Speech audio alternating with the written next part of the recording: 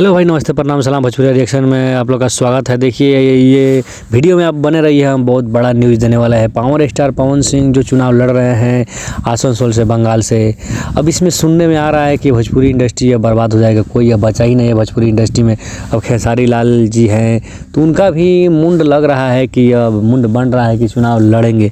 अगर खेसारी लाल यादव भी अगर निकल जाते हैं भोजपुरी इंडस्ट्री से तो ये देखिए भोजपुरी कहाँ तक सही रहेगा, कहाँ तक चलेगा, कहाँ तक नहीं चलेगा। देखिए निरहुआ भी बहुत ज़बरदस्त फिल्म देते थे, jubilee star, serial jubilee star है, उसको निकलने से कितना फिल्म में प्रभाव पड़ा। ठीक है, तो ये भी पावर स्टार पवन सिंह भी निकल जा रहे हैं। ठीक है, अगर खेसारी लाल भी निकल गए तो भोजपुरी इंडस्ट्री में कुछ बचेगा नहीं, सिर्फ एल्बम इंडस्ट्री बनकर रह जाएगा। तो आप लोग का क्या राय है, आप लोग अब कमेंट में बताइए कि क्या पवन सिंह चुनाव लड़ रहे हैं तो ठीक है, अब खेसारी लड़ेंगे तब भी ठीक है। तब देखिए कमेंट में आप लोग बताइए आप लोग का क्या राय है, इन लोगों को चुनाव लड़ना चाहिए कि सिंगिंग गायकी करना चाहिए।